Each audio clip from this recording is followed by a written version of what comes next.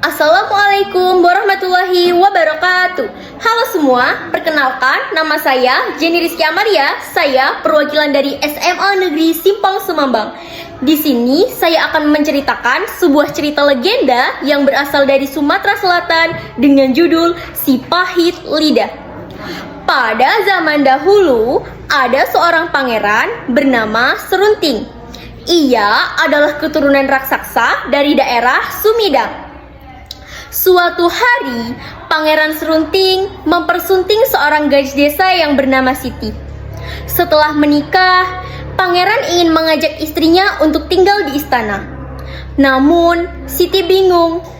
Ia tidak tega jika harus meninggalkan Arya Tebing, adik laki-lakinya.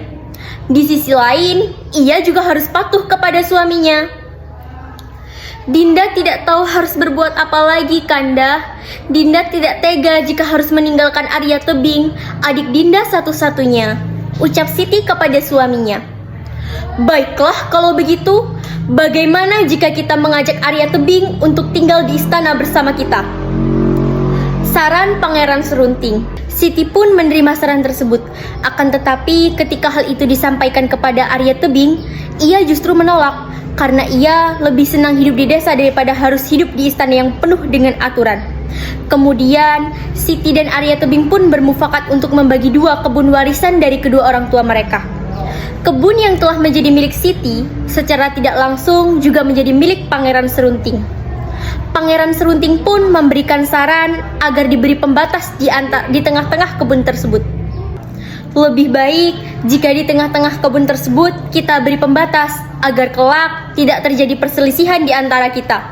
Saran yang bagus, Kanda, kata Arya Tebing.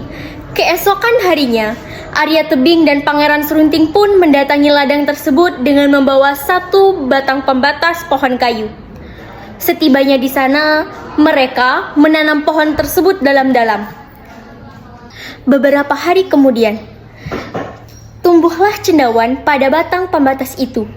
Namun, cendawan yang tumbuh sangatlah berbeda. Cendawan yang tumbuh mengarah ladang Serunting tumbuh menjadi cendawan biasa. Sedangkan cendawan yang tumbuh menghadap ladang Arya Tebing tumbuh menjadi cendawan emas. Arya Tebing pun memanen dan menjual cendawan emas tersebut, sehingga ia menjadi sangat kaya raya. Rupanya, Pangeran Serunting iri hati melihat nasib baik yang dialami oleh saudara iparnya itu. Pada suatu hari, Pangeran Serunting mendatangi Arya Tebing yang sedang memetik cendawan emas di ladangnya. Ia sudah tidak tahan menahan rasa iri yang meluap di hatinya.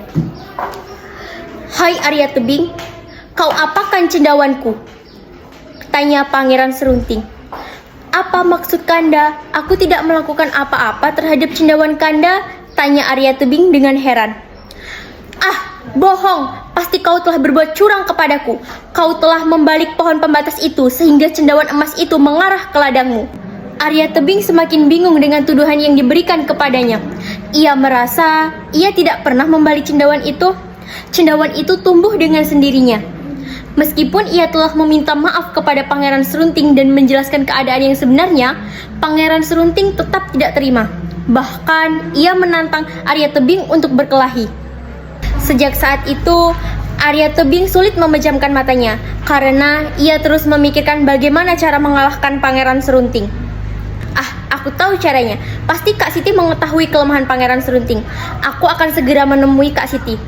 Kak Siti, tolong kasih tahu aku mengenai kelemahan Pangeran Serunting.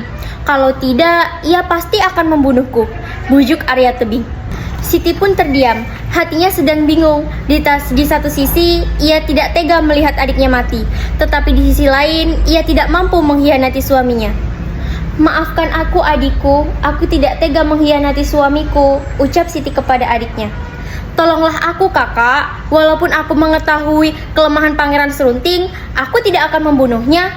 Sedangkan dia pasti akan membunuhku. Apakah kakak tega melihatku tewas di tangan suami kakak sendiri? Ujar Arya Tebing kepada kakak Siti. Siti pun kembali terdiam.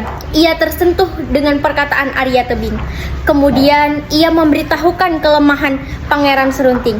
Baiklah, akan kuberitahu kelemahan Pangeran Serunting.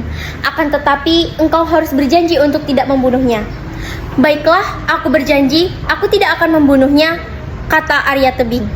Baiklah, aku akan memberitahukan rahasia kesaktian suamiku. Rahasia kesaktiannya ada pada rumput liang yang selalu bergetar walaupun tidak tertiup angin. Jika engkau menombakkan tombakmu pada liang yang bergetar itu, maka seketika kesaktiannya akan hilang. Baiklah, terima kasih kak. Pada hari yang telah ditentukan, Arya Tebing dan Pangeran Serunting pun pergi ke padang lialang. Pada saat pertarungan itu baru dimulai, Arya Tebing sudah terdesak dan hampir saja terkalahkan.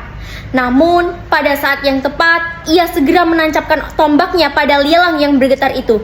Seketika, Pangeran Serunting pun langsung terjatuh dan terluka parah. Ia terkejut karena adik iparnya itu dapat mengetahui rahasia kesaktiannya. Padahal, hanya istrinya saja yang tahu. Merasa dihianati, Pangeran Serunting pun pergi mengembara ke Gunung Siguntang. Oleh Dewa Mahameru, ia dijanjikan suatu kekuatan gaib berupa lidahnya yang dapat mengubah sesuatu sesuai dengan yang ia inginkan. Selanjutnya, Serunting pun berniat untuk pulang ke kampung halamannya yang berada di daerah Sumedang. Pada saat perjalanan pulang, dijumpailah hamparan pohon tebu yang telah menguning di tepi Danau Ranau. Ia pun berniat untuk menguji kesaktiannya dengan berkata, "Jadilah batu." Maka benarlah, pepohonan tersebut berubah menjadi batu. Setelah sekian lama berjalan dari daerah satu ke daerah yang lainnya, Serunting pun menyadari atas kesalahannya. Ia ingin mengubah segala kesalahan dengan kebaikan. Dikabarkan, Serunting telah mengubah Bukit Serut yang gundul menjadi Bukit Serut yang rimbun. Warga desa pun senang karena mereka bisa menikmati hasil hutan yang melimpah. Walaupun kata-kata yang keluar dari mulut Serunting telah berubah menjadi manis, tetapi Serunting tetap dijuluki sebagai si pahit lidah. Dari cerita tersebut dapat kita simpulkan bahwa yang pertama, kita tidak boleh mempunyai sifat iri dengki. Dan yang kedua, kita harus selalu berbuat baik kepada orang lain. Dan yang ketiga, sesama manusia, kita harus saling tolong-menolong dan saling menghormati. Sekian cerita yang dapat saya sampaikan. Saya akhiri. Wassalamualaikum warahmatullahi wabarakatuh.